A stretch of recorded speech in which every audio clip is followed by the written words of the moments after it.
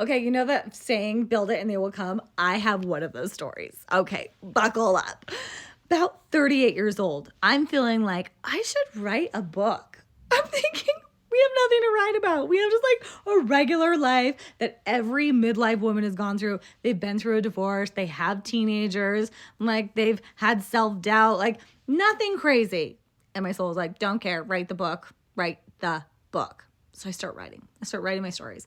It gets messy. I give up. I try again. It gets messier. I keep going and then give up and give up. And finally I got to the point where I was like, okay, this was just therapy for me. I don't need to do this anymore. And then lo and behold, guess who just randomly pops into my life? This woman is at a luncheon and I ask her what she does. And she says, oh, I coach women on how to write their books. Of course. So I find myself in her kitchen like the next week and she is organizing my book so it's not such a hot mess. And suddenly I have an organized memoir.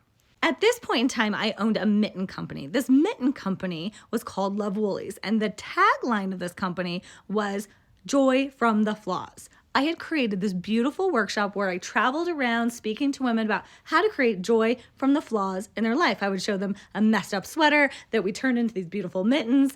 It was this great story and it was really impactful. So of course the book was called Joy from the Flaws. And the book was peppered with all of these funny little examples of taking something from garbage into something spectacular. And then at the end of this workshop day, the coach said, let's talk about the title of your book. And I thought, okay. She goes, I don't like it.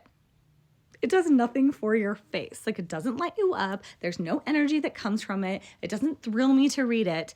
Let's talk about it. And I was like, that's literally my workshop. It's the tagline that is on my website. That is what people know me for. What else would it be? And we just sat there in silence. And she goes, okay, I know the name of your book. Now, before I tell you what she said, you have to know that in my spiritual life, I had been diving deep into Heavenly Mother, feminine energy. Like, what was all of that about?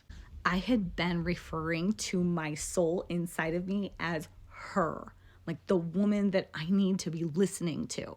We're standing in her kitchen. It's completely silent. We've been there for a few minutes trying to wait for this book title, I guess, to just come from the sky. And she looks straight into my eyes and she says, the book is called Wake Her Up. It was like lightning came into my body. I was crying instantly, lit up. I knew that that was the name of the book. Now, this is before hormones. This is before hormone therapy. This is before I knew anything about perimenopause. So I go back, take out all of the upcycling stories, and the whole time I'm thinking, my customers are going to think, why is she writing a book called Wake Her Up? That has nothing to do with mittens. And my soul was like, I don't know, that's what we're doing. That is what we're going to do. You need to trust us. People will show up. This process of rewriting it takes several months. During that time, I get on hormone therapy. All of a sudden, the lights turn back on. I am good to go. So I'm ready to launch the book. I open a Facebook group called Wake Her Up just to support the Wake Her Up book launch. I launched the book. 40 people buy it because nobody knows that I'm an author. Nobody knows me as anything else other than the mitten girl. But then completely unrelated, I share my story about hormone therapy on TikTok and it goes to 9 million views overnight. I did not know what I was walking into.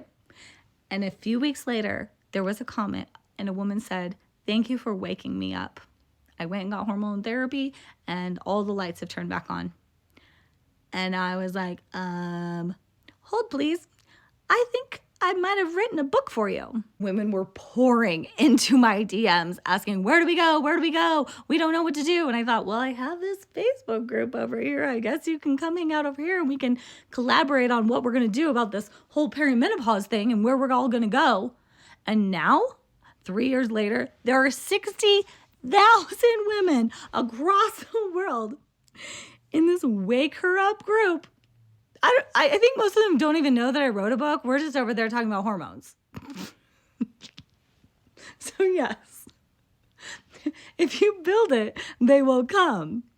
They might not come for the thing you built, but they'll be there. There you go. Do it. Build the thing. Write the book. Turn the TikTok on. I don't know what you need to do, but your Soleil's not wrong. Listen to her. She knows who she is and she knows what she is about to do. It's scary as hell. Jump anyway.